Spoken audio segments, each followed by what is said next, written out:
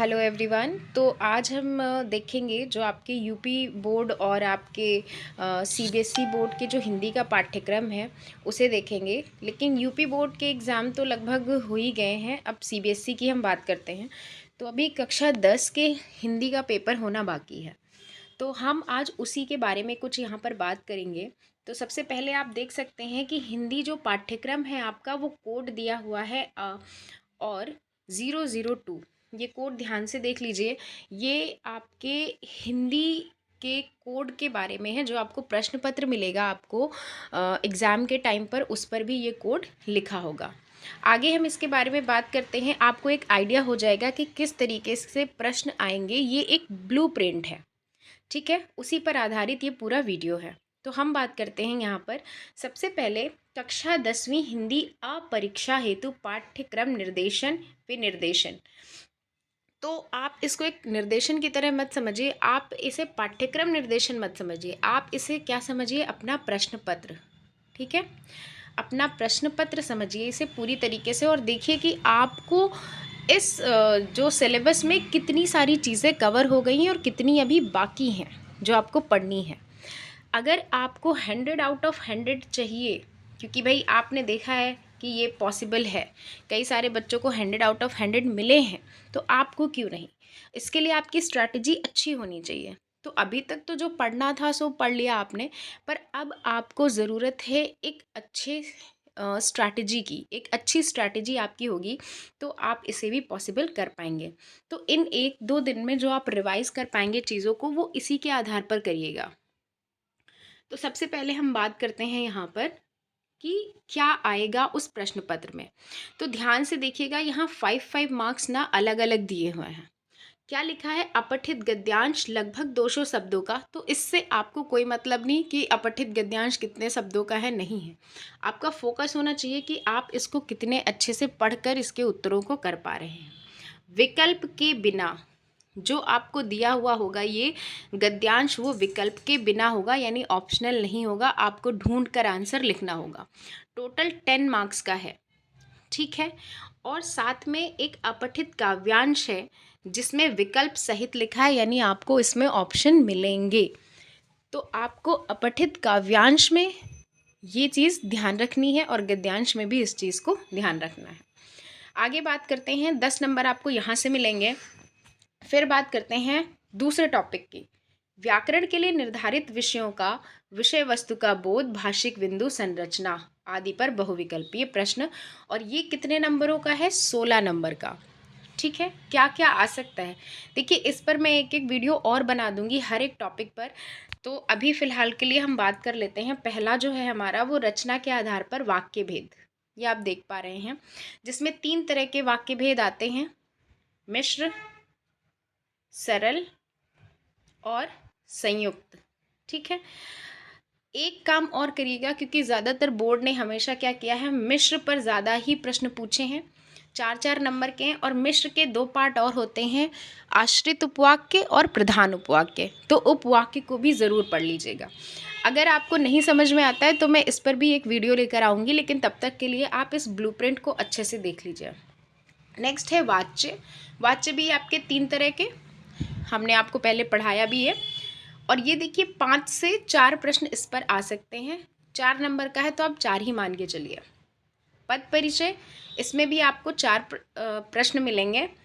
पद परिचय में भी आप लोग ध्यान रखिएगा कि आपको संज्ञा, सर्वनाम, विशेषण, ये सारी चीज़ें इनमें से पहचाननी है। आगे बात करेंगे अलंकार की। अलंकार आपको सिर्फ और सिर्फ क्या पढ़ने हैं, शब्दालंकार, श्लेष उसमें से पढ़ना है। अर्थालंकार में से उत्प्रेक्षा, अतिशयोक्ति और मानवीकरण। इन चारों के अलावा आप कोई भी अलंकार नहीं पढ़ेंगे। ठीक है, आगे बढ़ते हैं। नेक्स्ट आता है गद्य खंड।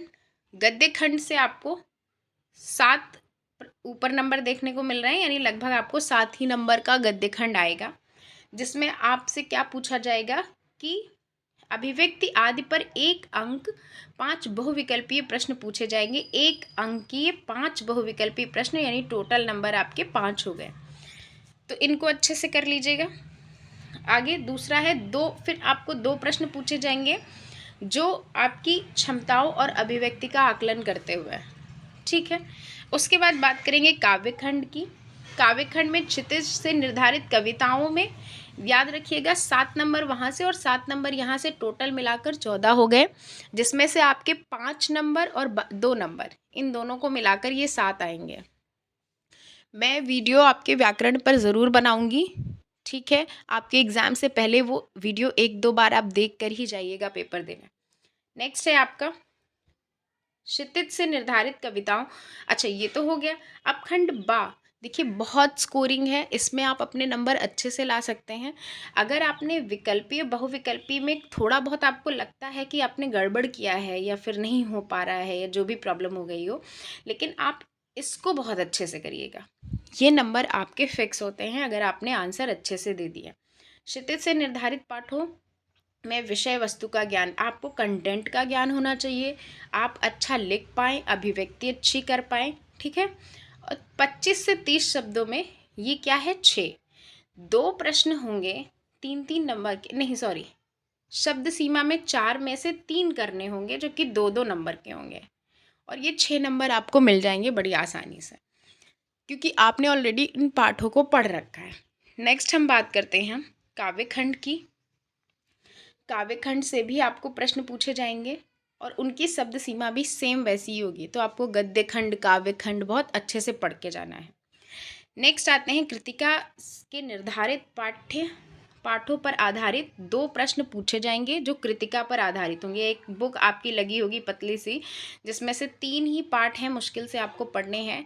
तो इन 3 पाठों में से कौन सी इन 3 पाठ को बहुत अच्छे से पढ़ लीजिएगा, इसी पर आधारित आपके प्रश्न आएंगे।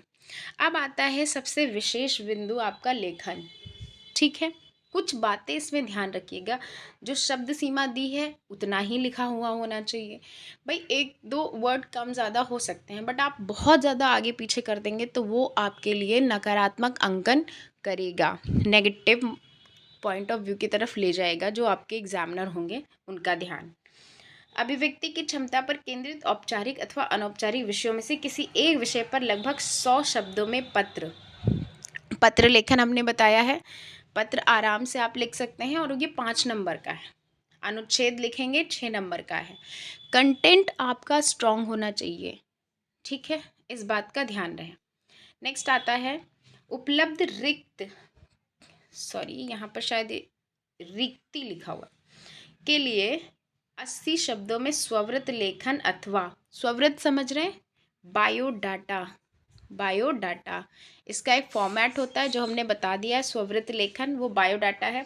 विविध विषयों पर आधारित 80 शब्दों में औपचारिक ईमेल, तो या तो आपको ईमेल लिखने के लिए आएगा या आपको बायोडाटा लिखने के लिए आएगा।